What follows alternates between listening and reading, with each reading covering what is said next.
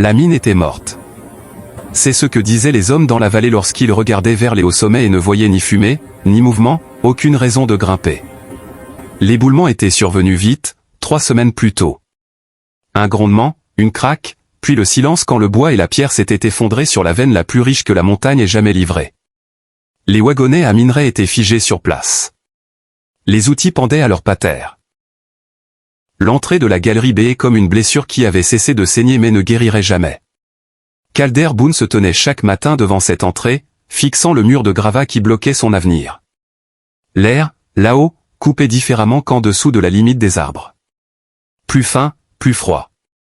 Les erreurs ne s'estompaient pas. Elles restaient visibles comme des cicatrices sur la roche exposée. L'hiver était à 14 jours, peut-être moins si les nuages continuaient de s'amonceler sur la crête ouest. Quand la neige viendrait en abondance, l'école serait fermée.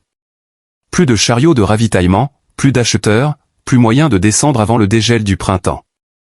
La montagne prendrait alors ses propres décisions, et les hommes devraient vivre avec. La dette reposait dans un porte-document en cuir sur la table de la cabane, chaque page un compte à rebours.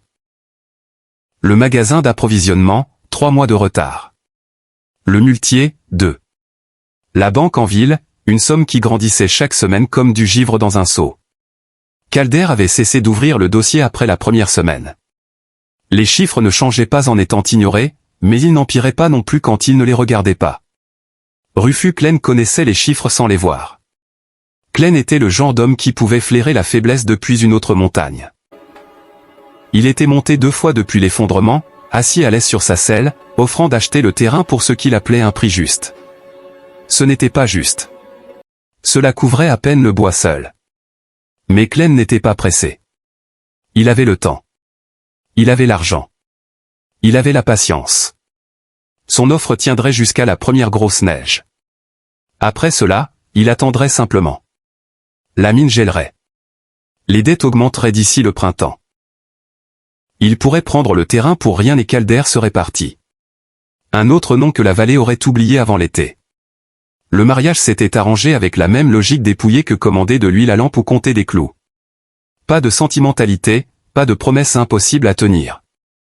Le nom de Mara Holt était venu par l'intermédiaire d'une gardienne de pension dans une ville de la vallée, qui connaissait des femmes ayant besoin d'un abri et des hommes ayant besoin d'aide. Les termes étaient simples.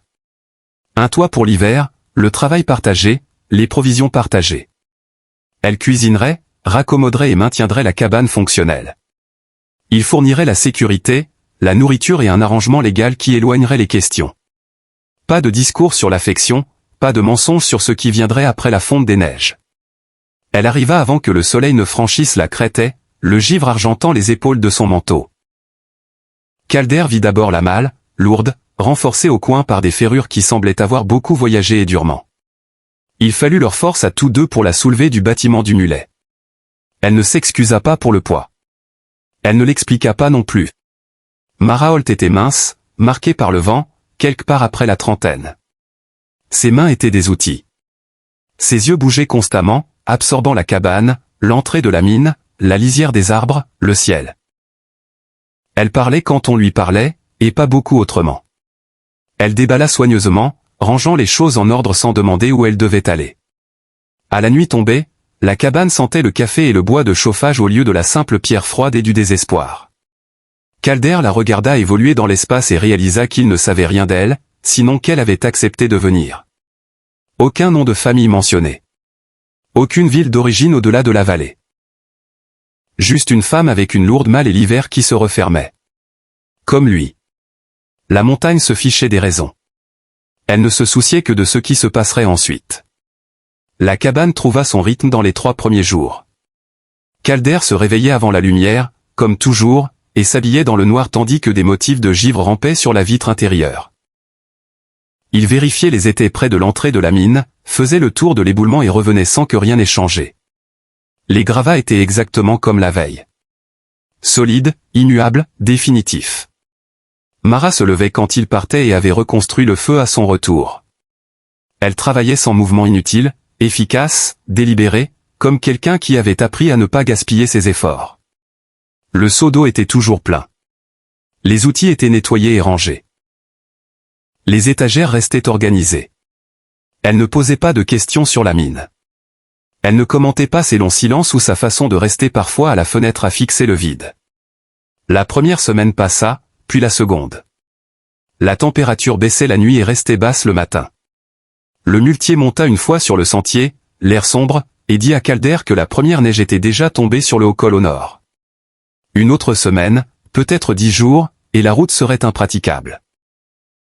Il ne demanda pas de paiement. Il regarda simplement les wagonnets immobiles et partit. Calder étala les cartes de la mine sur la table un soir après le souper. La lumière de la lampe projetait des ombres sur les traits de crayon et les repères d'altitude. Il traça la galerie principale d'un doigt, la suivant jusqu'à l'endroit où l'éboulement bloquait tout. Il y avait une veine inférieure, plus petite, incertaine, peut-être épuisée, qui bifurquait avant l'effondrement. C'était un espoir de fou, le genre de mouvement désespéré qui gaspillait du temps et de l'énergie et finissait généralement avec plus de dettes et des outils cassés. Il sentit Mara derrière lui avant de l'entendre. Elle s'était approchée, assez près pour voir la carte clairement. Sa présence était discrète mais concentrée.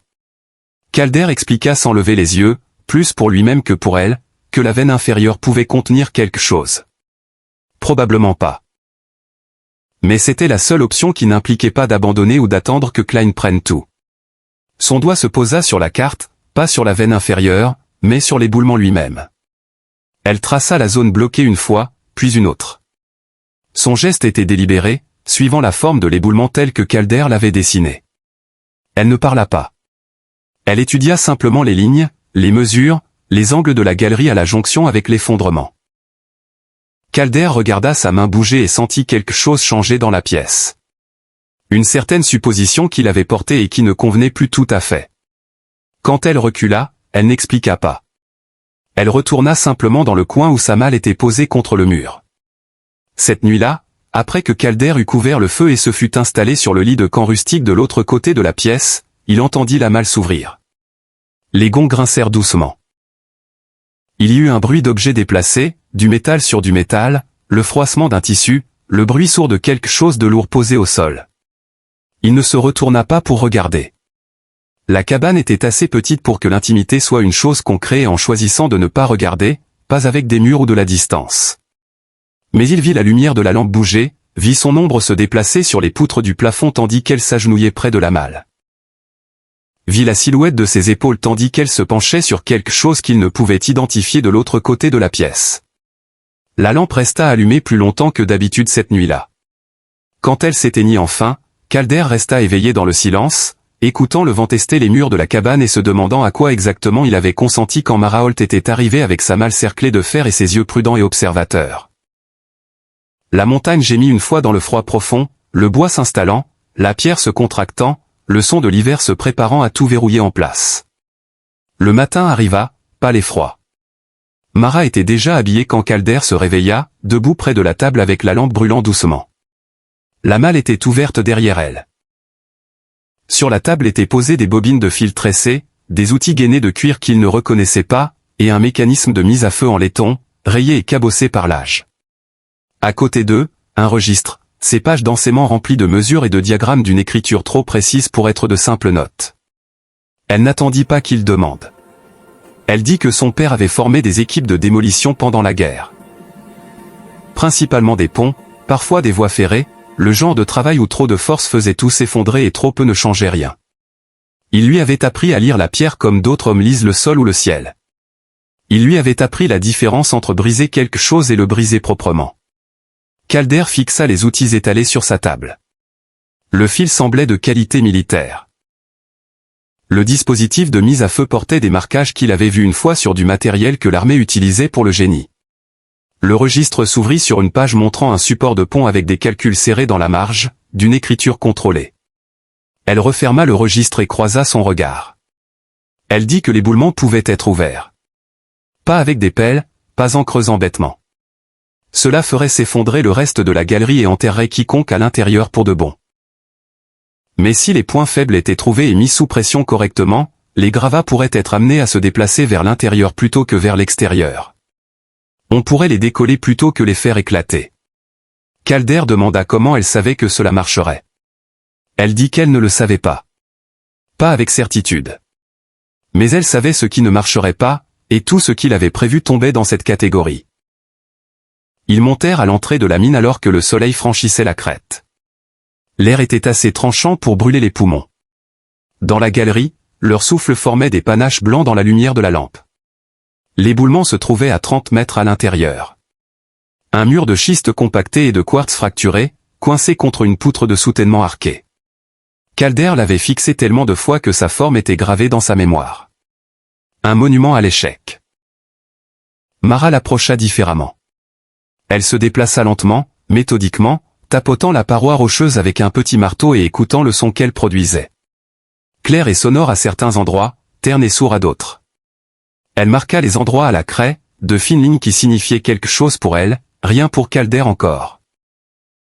Elle tira une bande de tissu de sa poche et la tint près des bords de l'éboulement, observant comment elle bougeait dans le faible courant d'air qui s'infiltrait à travers les interstices. Un flux d'air signifiait de l'espace derrière le mur. De l'espace signifiait que l'éboulement n'était pas solide jusqu'au bout. Il avait une structure, des points faibles, des endroits où la pression s'était accumulée de façon inégale. Calder la regarda travailler et réalisa qu'elle lisait l'éboulement comme il lisait les veines de minerai. Voyant des modèles invisibles pour quiconque ne savait pas quoi chercher. Elle recula et désigna 3 endroits sur la paroi rocheuse. Elle dit que c'étaient les points de pression.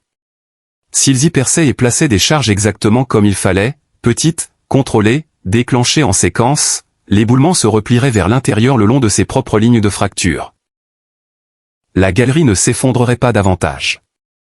Elle s'ouvrirait. Calder demanda ce qui se passerait si elle se trompait. Elle dit qu'il mourrait vite, ce qui était mieux que de geler lentement tout l'hiver ou de tout livrer à Klein. Ce n'était pas réconfortant. C'était honnête. Calder respectait cela plus que des assurances. Il demanda si elle avait déjà fait cela auparavant. Elle dit non. Son père, oui. Elle n'avait fait qu'assister. Mais elle l'avait vu dégager 12 piles de pont dans un tunnel ferroviaire effondré sans perdre un seul homme, et elle avait conservé chaque page de notes qu'il avait jamais écrite. La lampe vacilla entre eux. La galerie attendait. L'hiver se rapprochait à chaque heure. Calder hocha la tête une fois. Ils commenceraient à percer à la première lumière du lendemain. Ils travaillèrent en secret. Les hommes de Klein étaient connus pour surveiller les sentiers élevés, et les nouvelles voyageaient vite dans l'air fin où le son portait plus loin qu'ils ne le devraient. Calder dit au muletier qu'il déblayait des débris de la veine inférieure. Rien à signaler, juste s'occuper pendant le froid. Le muletier hocha la tête et ne posa pas de questions. Les hommes d'ici avaient appris à ne pas le faire. Le forage commença lentement. Calder maniait la chignole à main tandis que Mara marquait la profondeur à la craie sur la mèche. Chaque trou devait être exact. Trop peu profond et la charge se gaspillerait contre la roche de surface. Trop profond et la pression se disperserait dans le vide derrière l'éboulement. Elle vérifiait chaque mesure 2 fois, parfois 3, ses doigts traçant les marques de craie tandis que ses lèvres murmuraient des calculs qu'elle seule pouvait voir. Le travail était brutal. La mèche mordait dans le quartz fracturé qui préférait se briser que se percer proprement. Les épaules de Calder brûlaient. Ses mains s'ouvrirent sur les paumes là où les vieilles callosités se déchiraient et où les nouvelles ne s'étaient pas encore formées. Mara les enveloppa de bandes de tissu trempées dans du whisky. La piqûre était vive et immédiate, mais le saignement s'arrêta. Ils percèrent 3 trous le premier jour, 4 le second. Au 3e jour, les bras de Calder tremblaient si fort qu'ils devaient s'arrêter toutes les 20 minutes pour laisser passer les crampes. Mara prit le relais quand il ne pouvait plus continuer. Sa carrure était plus petite, mais ses gestes étaient réguliers, utilisant le poids du corps plutôt que de lutter contre la pierre par la force seule.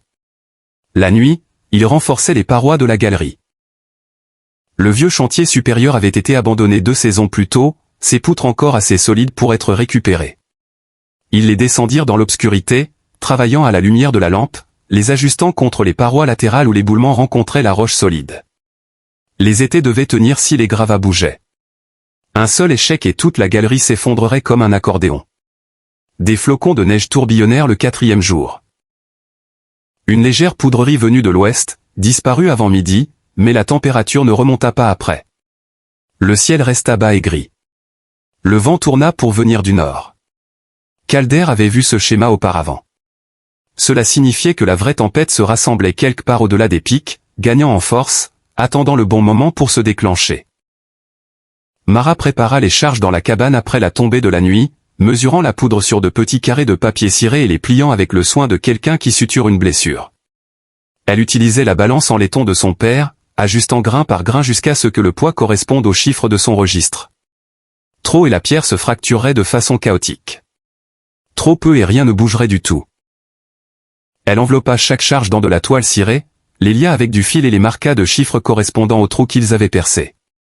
Calder regardait ses mains bouger, précises, sans hâte, confiante. Elle avait l'air de quelqu'un qui exécutait une tâche qu'elle avait vu faire correctement tant de fois que l'erreur semblait impossible. Mais il avait déjà vu cet air sur des hommes qui avaient mal calculé un été ou mal jugé la stabilité d'une veine. La confiance n'arrêtait pas les éboulements. Elle ne faisait que les rendre plus surpris. Il demanda comment elle connaissait la séquence. Elle ouvrit le registre et lui montra le diagramme que son père avait dessiné pour un tunnel ferroviaire effondré dans le Tennessee. La géologie était différente, mais le principe était le même. Les lignes de fracture suivaient la pression, et la pression suivait le chemin de la moindre résistance. On ne luttait pas contre la pierre. On la convainquait de bouger là où elle voulait déjà aller. Calder regarda les charges alignées sur la table. 12 d'entre elles. Petites, précises, bien enveloppées. Elles semblaient inoffensives, comme quelque chose qu'un enfant pourrait prendre pour des bonbons. Mara dit qu'elle les placerait à l'aube. Le froid maintiendrait la poudre stable. La minuterie leur donnerait 30 secondes pour atteindre un abri avant que la première charge n'explose. 30 secondes. La durée d'une longue inspiration. La distance entre être debout et être enterré. Ils ne dormirent pas. La cabane resta silencieuse toute la nuit, tous deux éveillés dans le noir, écoutant le vent s'acharner sur les planches du toit. Calder regardait les ombres bouger sur les poutres du plafond et pensait à toutes les façons dont la pierre pouvait tomber. Vite, lentement, de côté, droit vers le bas. Il avait vu des hommes sortis d'éboulements avec les os réduits en poudre à l'intérieur d'une peau intacte. Il avait vu des galeries se replier si proprement qu'on aurait cru qu'elles n'avaient jamais existé. Mara se leva 1 heure avant l'aube et fit du café assez fort pour avoir le goût d'une punition. Ils le burent sans parler. Elle rangea les charges dans une besace en toile, vérifiant chacune contre sa liste. Calder prit les tiges de bourrage, le cordon détonnant et le mécanisme de mise à feu. Le boîtier en laiton semblait plus lourd qu'il ne l'aurait dû dans sa main. La montée vers l'entrée de la mine était sombre et froide. Les étoiles brillaient encore au-dessus, nettes et lointaines. Leur souffle se cristallisait dans l'air.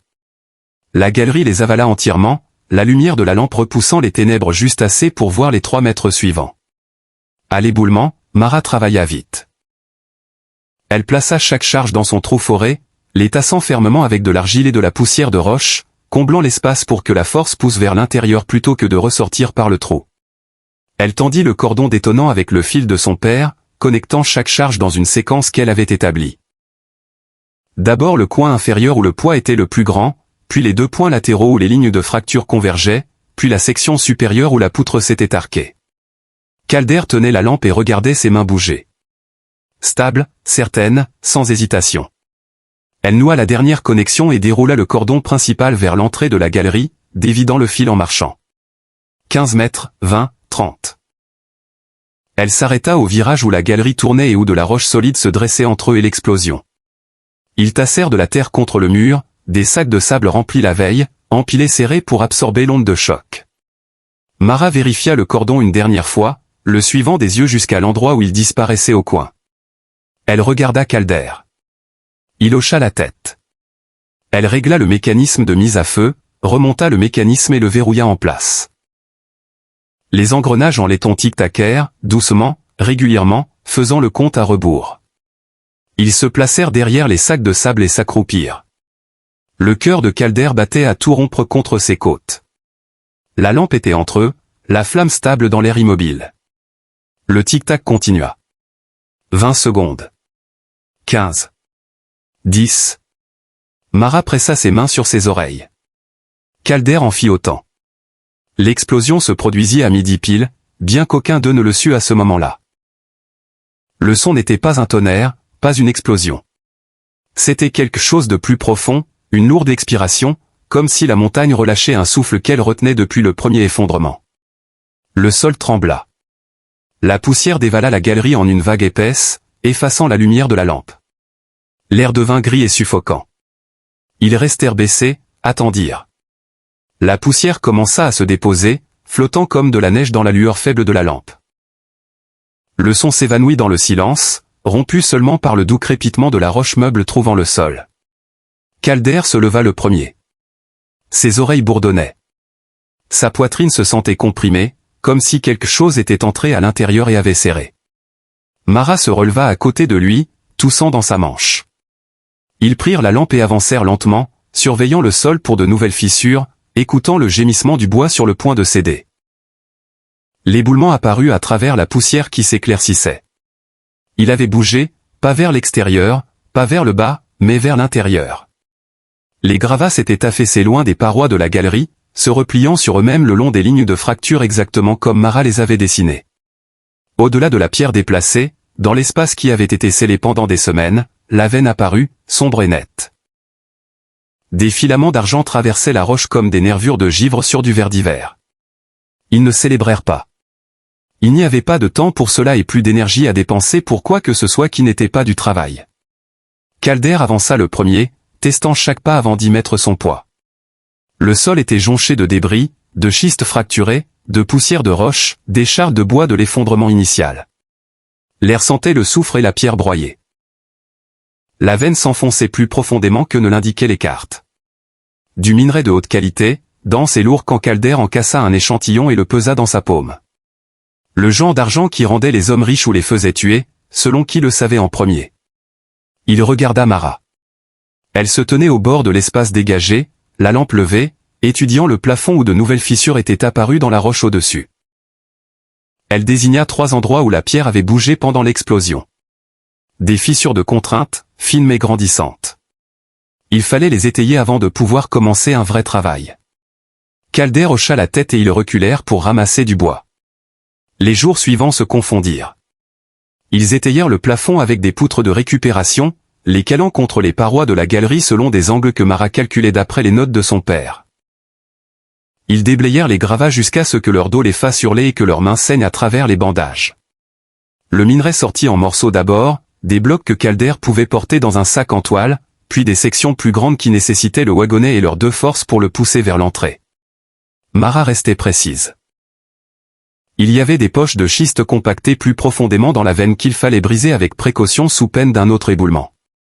Elle plaçait de petites charges, les allumait, et il reculait à l'abri pendant que la montagne recrachait une autre section de pierre. Chaque explosion était chirurgicale, précise, rien de gaspillé. Il dormait par quart, 4 heures de veille, 4 heures de repos. L'un travaillait toujours pendant que l'autre se reposait. Calder se réveillait pour trouver du minerai fraîchement chargé dans le wagonnet, prêt à être transporté.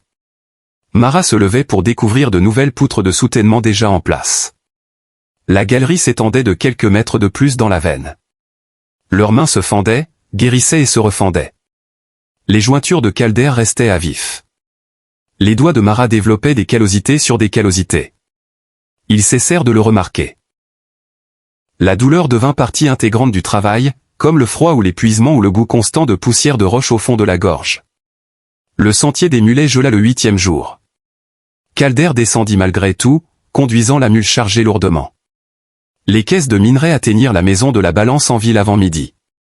L'essayeur les pesa, testa les échantillons et ne cacha pas sa surprise. Il demanda où Calder avait trouvé un minerai aussi pur. Calder dit que la veine inférieure avait finalement donné. L'essayeur ne le crut pas, mais il paya intégralement et demanda quand arriverait la prochaine cargaison. 2 jours plus tard, Calder refit la montée. Plus de caisses, plus d'argent. Les dettes commencèrent à diminuer. D'abord le muletier, payé en totalité avec un bonus pour le risque du sentier glacé. Puis le magasin d'approvisionnement, leur registre tamponné et acquitté. Puis la banque, où l'expression du caissier passa du scepticisme à quelque chose proche du respect quand Calder compta le paiement et demanda un reçu. Rufus Klein arriva le 10e jour, son cheval peinant sur le sentier gelé. Il trouva Calder à l'entrée de la mine en train de charger un autre wagonnet. Klein resta en selle et fixa le minerai, la galerie rouverte, les nouveaux étaient visibles dans la lumière de la lampe au-delà. Son visage se durcit. Il demanda combien Calder voulait pour la concession maintenant. Calder dit qu'elle n'était pas à vendre. La mâchoire de Clem travailla comme s'il mâchait quelque chose d'amer. Il dit que l'offre ne serait plus faite. Calder dit que c'était bien ainsi. Il avait tout ce dont il avait besoin ici même. Clem tourna son cheval et redescendit la montagne sans un mot de plus. La tempête de neige arriva cette nuit-là. Sans avertissement, hormis une chute soudaine de température et la façon dont le vent changea de direction, virant brusquement du nord-ouest. Calder venait juste de rentrer de ville avec la dernière cargaison. La mule trébuchait sur la glace, tous deux avançant dans une obscurité qui semblait solide. Il atteignit la cabane alors que les premiers gros flocons commençaient à tomber. Mara l'accueillit à la porte. Elle prit la longe de la mule et l'aida à décharger les provisions. Farine, sel, huile à lampe, café, de quoi les voir passer jusqu'au printemps s'ils étaient prudents. La dernière caisse de minerai était à la maison de la balance en ville, tamponnée et enregistrée. Le dernier paiement avait effacé complètement le registre de la banque. La mine était légalement à eux, libre de toute hypothèque, enregistrée au nom de Calder sur le registre des concessions, là où tout le monde pouvait le voir. À minuit, la neige avait enseveli le sentier. À l'aube, le col avait entièrement disparu, effacé sous un blanc qui s'étendait intact vers la vallée en bas. Le vent hurlait contre les murs de la cabane, testant chaque joint et chaque interstice. À l'intérieur, le feu brûlait régulièrement. Les étagères étaient approvisionnées. Le toit tenait. Calder se tenait à la fenêtre et regardait la tempête remodeler le paysage. L'entrée de la mine avait disparu sous une congère. Les wagonnets étaient enterrés. Même la lisière des arbres était difficile à voir à travers la neige horizontale. La montagne avait pris sa décision. Ils étaient enfermés jusqu'au dégel, comme ils savaient qu'ils le seraient. Mais cette fois, l'hiver ne ressemblait pas à un piège. Il ressemblait à un repos mérité. Mara évoluait dans la cabane avec la même efficacité silencieuse qu'elle avait montrée depuis son arrivée. Mais quelque chose avait changé dans sa façon de se tenir. Moins sur ses gardes, moins en alerte. Elle ne tressaillait pas quand Calder passait près d'elle pour attraper la cafetière. Elle ne suivait pas ses déplacements dans la pièce comme elle l'avait fait les premières semaines. La vigilance constante s'était atténuée en quelque chose de plus proche du confort. Ils s'installèrent dans un rythme différent d'avant. Calder entretenait les outils, aiguisait les lames, réparait le harnachement en cuir. Mara organisait les provisions, faisait tourner les réserves et tenait les registres à jour avec chaque dépense et paiement. Quand le vent tombait assez pour sortir, ils vérifiaient ensemble l'entrée de la mine, dégageant la neige des étais, s'assurant que la galerie n'avait pas pris d'eau qui gèlerait et fissurerait le bois. Le travail était plus léger maintenant, nécessaire mais pas désespéré. Ils pouvaient se permettre de se reposer quand ils étaient fatigués, de s'asseoir près du feu le soir sans le poids des dettes impayées pesant comme de la pierre au-dessus de leur tête. Une nuit, Mara ouvrit le registre de son père et commença à en recopier des sections dans un nouveau livre. Des pages propres, une écriture soignée, des diagrammes redessinés avec précision. Elle dit que l'ancien livre tombait en morceaux. La reliure était craquelée. Des pages se détachaient. Elle voulait préserver le savoir avant qu'il ne soit perdu. Calder la regarda travailler et demanda si elle avait déjà voulu faire elle-même le travail de démolition. Pas seulement assister, pas seulement calculer et préparer, mais réellement placer les charges et dégager les effondrements seuls. Elle s'arrêta, le stylo suspendu au-dessus de la page. Elle dit que son père avait voulu lui apprendre complètement, avait prévu de le faire avant que la fièvre ne l'emporte, mais la guerre était finie et les équipes de démolition dissoutes. Et aucune entreprise minière n'embaucherait une femme pour du travail de sautage, peu importe ce qu'elle savait. Alors elle avait gardé les outils, gardé le savoir, et attendu une situation assez désespérée pour que la compétence compte plus que les conventions. Calder demanda si c'était cette situation. Elle dit oui. Il demanda si elle le referait. Elle le regarda directement, son expression indéchiffrable à la lueur du feu. Elle dit que cela dépendait si le partenariat tenait toujours quand la neige fondrait. Il dit qu'il tenait. De son côté, en tout cas. Elle hocha une fois la tête et retourna à sa copie. Dehors, la tempête continuait son œuvre, empilant la neige plus haut, les scellant loin de tout sauf d'eux-mêmes, de la montagne et de la mine qui avaient failli les tuer tous les deux. Les tempêtes arrivèrent par vagues tout au long de janvier.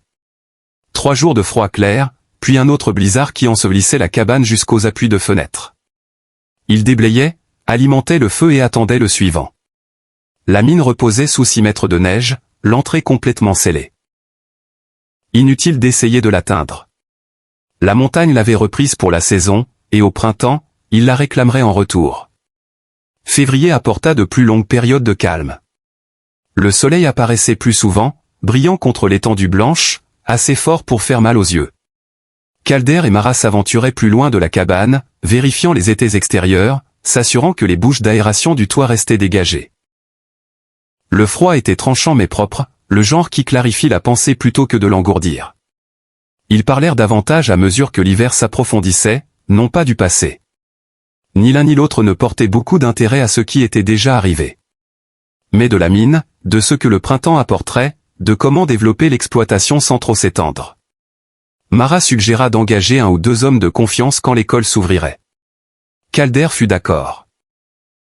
La veine était assez profonde pour que 2 personnes ne puissent pas la travailler efficacement seules.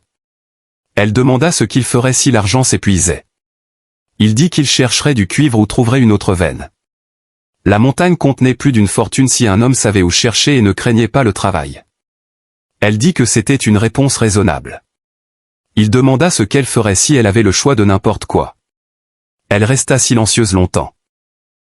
Puis elle dit qu'elle aimerait enseigner à quelqu'un ce que son père lui avait enseigné. Transmettre le savoir avant qu'il ne disparaisse complètement. Calder dit qu'elle pourrait le faire ici. S'ils engageaient des hommes, elle pourrait les former correctement. Leur montrer comment lire la pierre, comment placer des charges qui ouvrent la roche au lieu de la faire éclater. La plupart des mineurs apprenaient en regardant d'autres mineurs qui avaient appris en regardant des erreurs se produire. Elle pourrait briser ce schéma. Mara réfléchit à cela. Elle dit que cela nécessiterait que les hommes écoutent, fassent confiance à son jugement même quand il contredisait leurs suppositions. Calder dit qu'un homme trop fier pour apprendre de quelqu'un qui en sait plus que lui ne valait pas la peine d'être embauché de toute façon. Elle sourit. C'était bref, à peine là, mais Calder le vit. Le premier vrai sourire depuis qu'elle était arrivée avec sa malle cerclée de fer et son silence prudent. Mars apporta le premier dégel. L'eau coulait du toit en ruisseaux réguliers. Le manteau neigeux se tassait et se compactait. Le sentier restait impraticable, mais la direction était claire désormais. L'hiver relâchait son emprise. La montagne se préparait à les laisser revenir. Ils inspectèrent l'entrée de la mine dès que la neige fut assez dégagée. Les étés avaient tenu. La galerie ne montrait aucun dégât nouveau. À l'intérieur, au-delà de la portée des intempéries, la veine attendait exactement comme il l'avait laissée. Pierre sombre veinée d'argent, patiente et indifférente au passage du temps. Calder se tenait à l'entrée de la galerie et regarda Mara. Elle avait le registre de son père sous le bras, une lampe dans l'autre main. Son manteau était rapiécé mais propre. Son visage était marqué par les éléments mestables. Elle était arrivée en étrangère, une nécessité, une solution à un problème qui n'avait rien à voir avec le partenariat ou la confiance. Mais l'hiver avait changé cela. Le travail l'avait changé. La mine avait exigé qu'il soit plus que 2 personnes partageant un espace. Elle avait exigé de la précision, une dépendance mutuelle, du respect gagné par la compétence plutôt que donné par obligation. Le mariage resta ce qu'il était devenu sous la pierre et le bois. Pas une romance, pas une commodité, quelque chose de plus durable que l'un ou l'autre. Un partenariat bâti sur un travail bien fait, sur un silence gardé quand il le fallait, sur une force mesurée en précision plutôt qu'en fierté. Le printemps apporterait de nouveaux défis. La veine devrait être exploitée. Des hommes devraient être engagés et formés. L'opération grandirait ou pas selon les choix qu'ils feraient ensemble. Mais pour l'instant, la mine était à eux. La montagne les avait mis à l'épreuve et ils avaient répondu correctement. C'était suffisant.